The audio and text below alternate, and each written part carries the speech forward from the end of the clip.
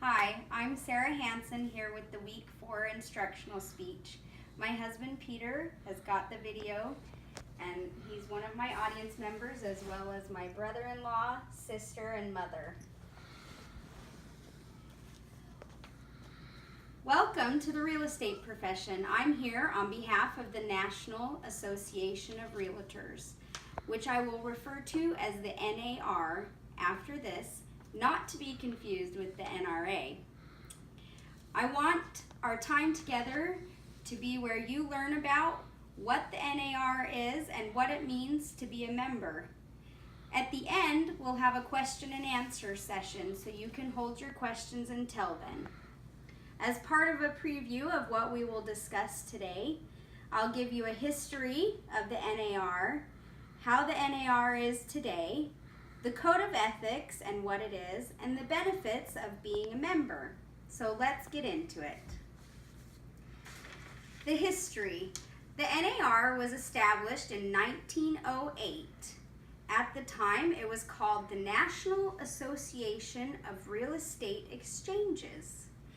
It was founded on the objective that was to unite the real estate men of America for the purpose of effectively exerting a combined influence upon matters affecting the real estate interests. So they wanted to get themselves together and work together to have a common goal in the real estate business. Before the National Association of Realtors was founded by these men, this is a picture of the first board members. Real estate was very chaotic. It was more about getting the deal done fast and less about being honest businessmen. The real estate professionals were seen as peddlers instead of professionals. As the National Association of Realtors evolved, the name changed a few times until it finally settled in 1972 as what it is now, the National Association of Realtors.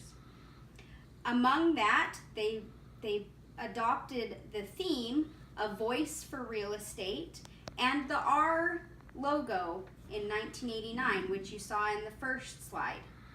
In 1970, the NAR was and remains to this day the largest trade organization in the United States.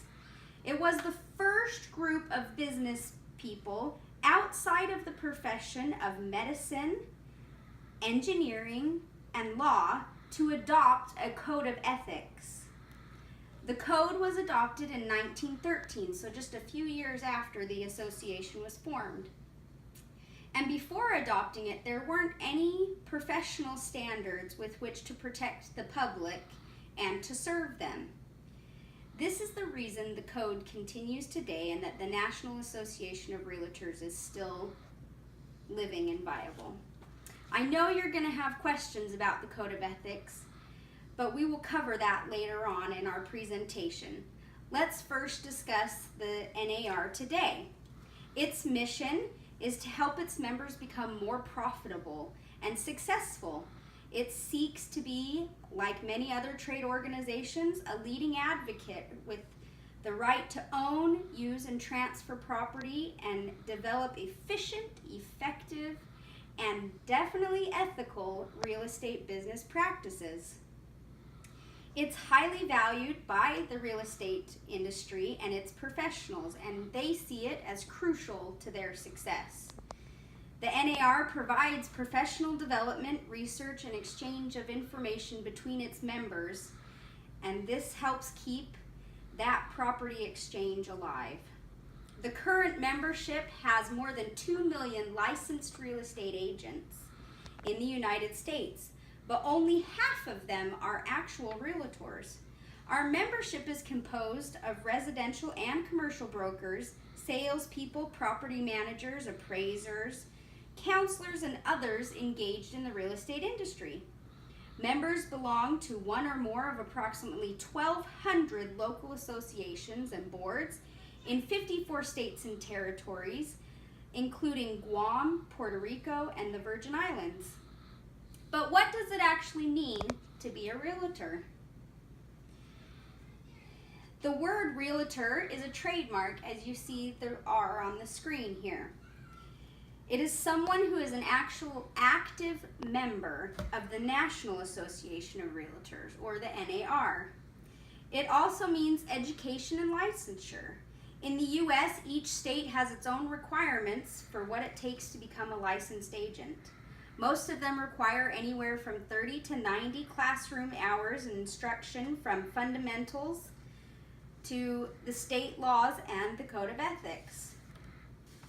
Once you're done with this education, you then take a test which quizzes you on the laws and ethics of your particular state and nationally. The Code of Ethics, what we are all interested in.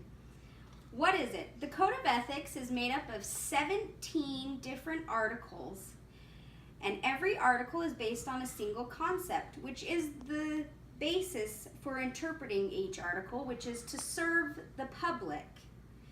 Those first pioneers that we spoke of earlier, who founded the National Association of Realtors, they developed the code and adopted it in 1913, as we also mentioned earlier. They used the golden rule: do unto others as you would have them do unto you, or treat them how you want to be treated. Because of this, the articles have survived the test of time and law, because they were relevant then and still are today. The Ethics Code is revised yearly to reflect the latest issues in the real estate law and practices, and you can find the whole code listed on the website here on the screen. While the primary responsibility of buying and selling is left to the agent, realtors promise to never mislead or withhold information for anyone involved in the transaction. I'd like to read you the first paragraph of the Code of Ethics, the preamble, which I think gives us a better idea of why it's lasted so long throughout the years. Under all is the land. Upon its wise utilization and widely allocated ownership depend the survival and growth of free institutions and of our civilizations. Realtors should recognize that the interests of the nation and its citizens require the highest and best use of the land and the widest distribution of land ownership. They require the creation of adequate housing, the building of functioning cities, the development of productive industries and farms, and the preservation of a healthful environment.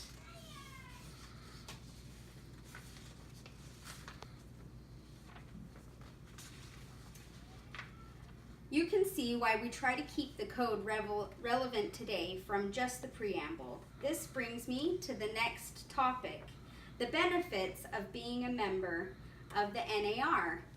There are many. Like other trade organizations, we want to be a governing voice for the members and offer to lobby for state and federal governments in improved protections. Through local associations, NAR members can network through their community and find out how to be better served through them. The RPAC, which stands for Realtor Political Action Committee, has promoted the election of pro-realtor candidates across the United States. The realtors can freely give of their own money to RPAC to help with the election of these officials. The RPAC doesn't buy the votes, but they enable the real estate agents to support, or the realtors, to support the candidates that best support the professional standards. You actually get discounts from being a member of the NAR, such as cell phone services, computers, personal health insurance, and office supplies, anything you need to run your business. And lastly, it's easy for you to join. Once you pass your licensing test and find your local association through them and your member dues to them, you can gain membership in the NAR and have access to many other benefits. In conclusion, let's review. The NAR began in 1908. Today they have over 2 million members. We subscribe to the Code of Ethics, which gives us better benefits as far as being better realtors in the industry, and other benefits of membership, which we discussed recently. Are there any questions? I have a question. Okay. How long does it take you to become a real estate agent? That's a very good question, Lois. It takes anywhere from 2 months to longer. It depends on what your state requires as far as education and how quickly you accomplish those education hours and pass the licensing tests. Okay. I can take one more question. Okay, Molly? So if you're a realtor, do you have to be a member of the NAR? You don't, but it is better if you are, because it provides those benefits as far as like being able to have effect in the laws and in the RPAC. It gives you advantages of having the Code of Ethics, which is a higher standard of doing business than just doing business on your own. If you join a local association, which most real estate agents do, or realtors in any part of the industry do, they require you to pay dues, and those dues automatically gain you membership into the NAR. So they ask you to subscribe to the Code of Ethics. So you don't, but it's better if you do. Okay. I have a question. Okay. Andrew? How long does your license last, and do you require further training in the future? That is an excellent question. Your license can last anywhere from 1 to 2 years, and yes, most states require continuing education hours to keep your license active and valid. The last thing I want you to remember is that being a realtor in the NAR will bring you more success than not. Thank you.